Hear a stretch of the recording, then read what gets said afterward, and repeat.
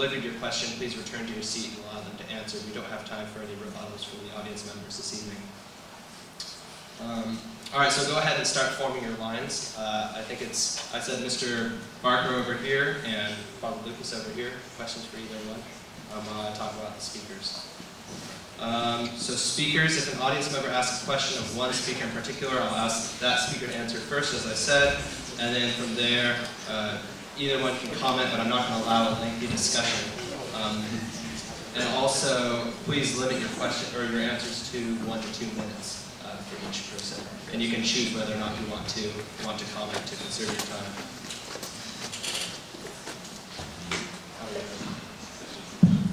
All right, I'll go ahead and let questions start. Go ahead, Justin. So, Mr. Barker, if you knew that birth control would result in the destruction of a human embryo, would you still advocate that position? Yes. A human embryo is not a human person, so yes. Birth control is a blessing. Abortion is a blessing. I help women. I actually help with the Women's Medical Fund, which helps poor women pay for abortions. I talk to, I get the calls in Spanish because in Milwaukee a lot of them. One of the women, she was 19. She had 3 kids. Her husband was in jail. She was just about to be evicted from her apartment. She loved her kids, and she could barely support them. We sent her some money to help her pay for an abortion. That was not killing. It was not murder. It was a developing human being, but it was not killing a human life. What happened in that case was a blessing. It was a good thing, because looking at the consequences of her ability to provide and love children that she has. So I know that there's a disagreement, even among atheists, by the way. This is not necessarily an atheist religious discussion.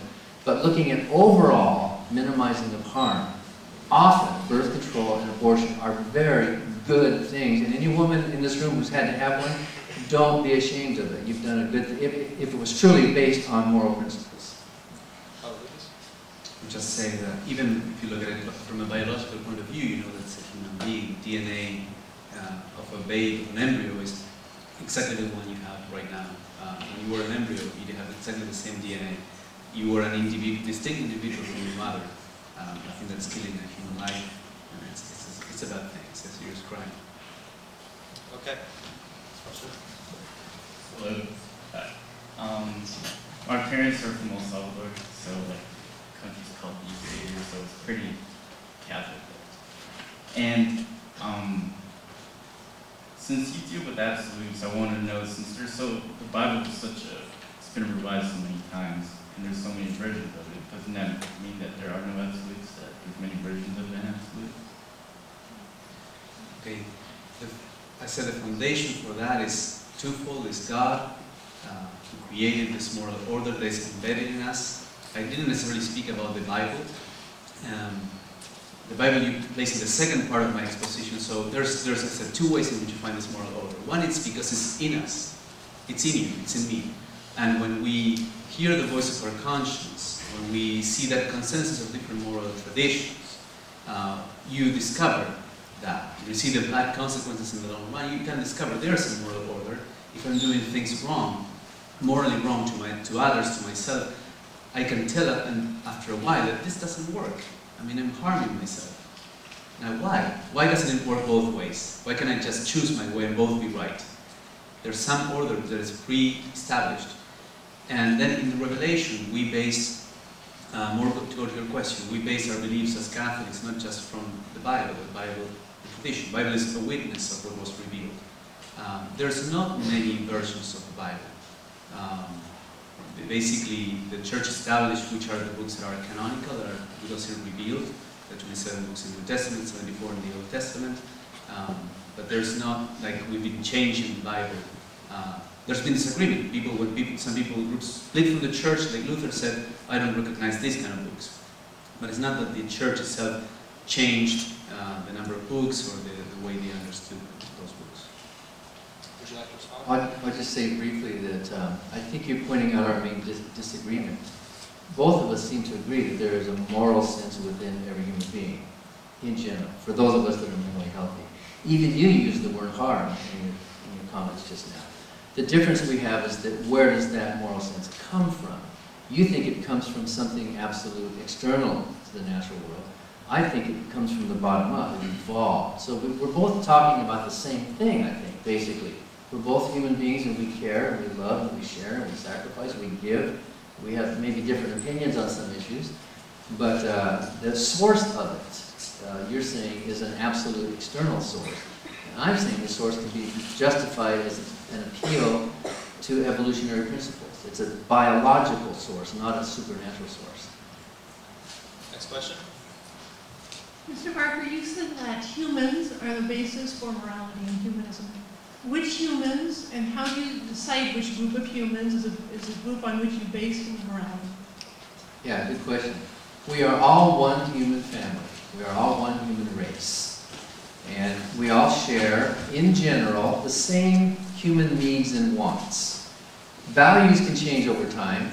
For example, picking up sticks on the Sabbath, for example. There was a group of people who said you shouldn't do that. The Jews, who, supposedly were handed this 10 Commandments that Jesus gave them. He said, I and my Father are one. So look at us as kind of like a bell curve. Most of us fall somewhere in the middle when it comes to our moral sensibilities.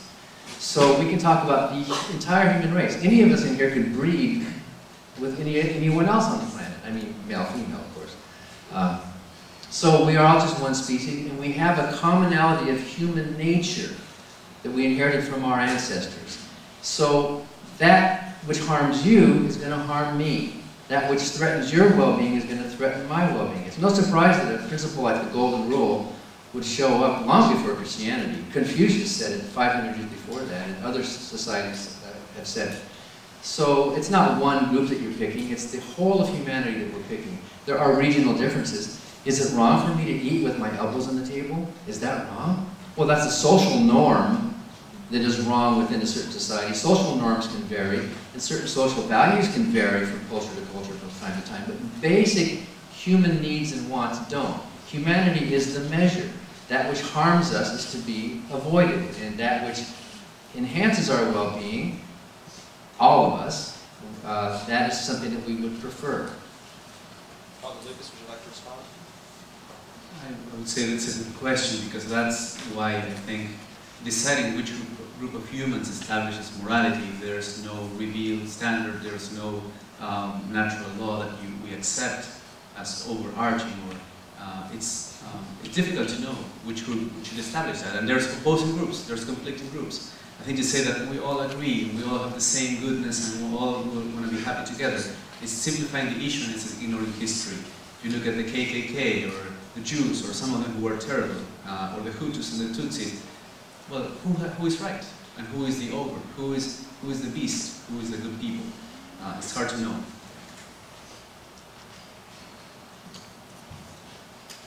So I'm left-handed. Does that make me evil as stated in the Bible? So, I'm left-handed. This is my dominant hand here. I'm wondering, does that make me evil as I've read in the Bible? No.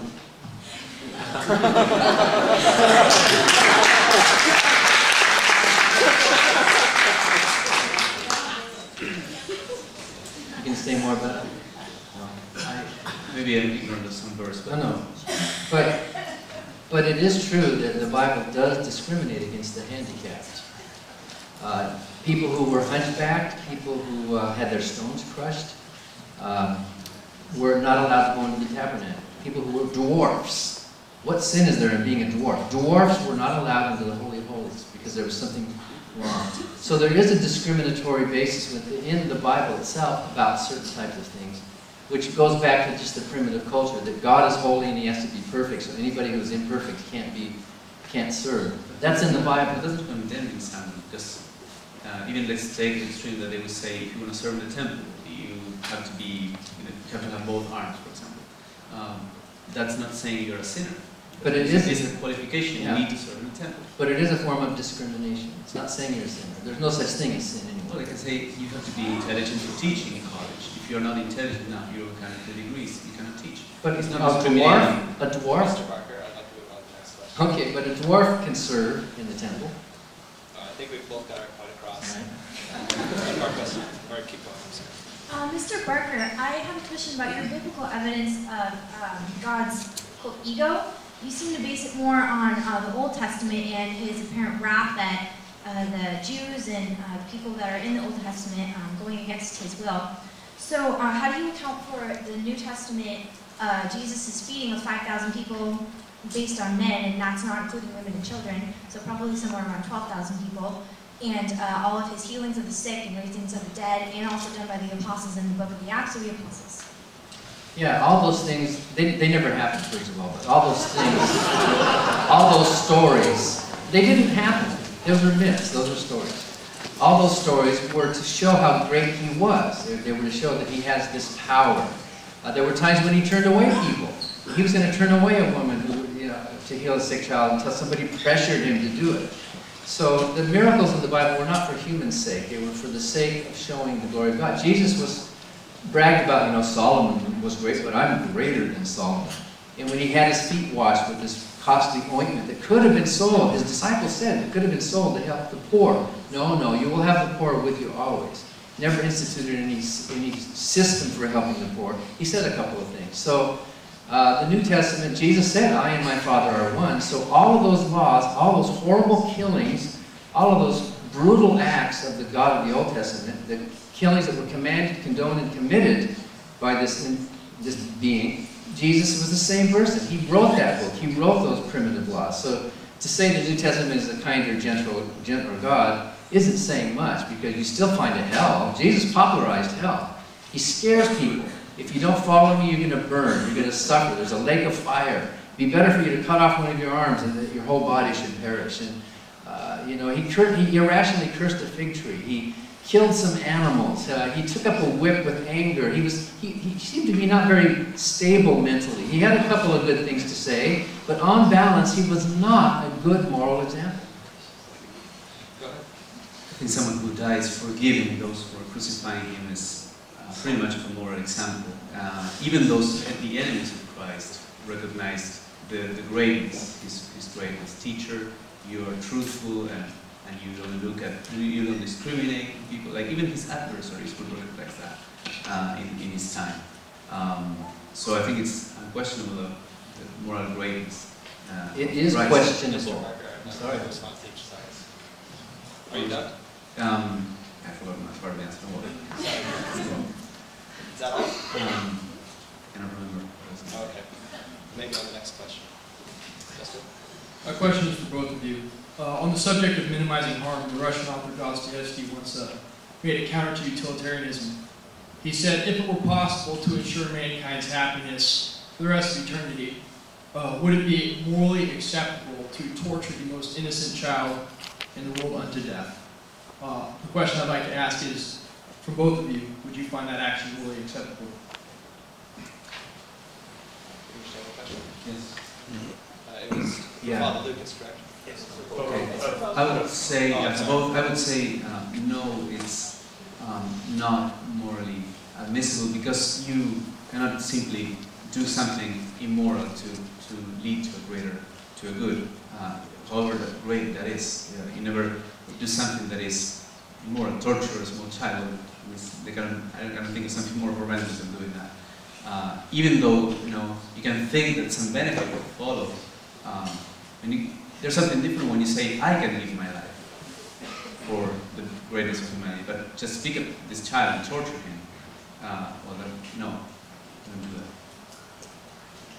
Well, the principle of minimizing harm is not utilitarianism. It's similar to it. Utilitarianism is the greatest good for the greatest number, which I don't think any of us is able to calculate the greatest good for the greatest number. That seems to be more of a principle for government than for how do we live our daily life. The harm principle, we can all get a grip on. We can all, at least, instead of the greatest good, the least amount of harm for the most amount of people.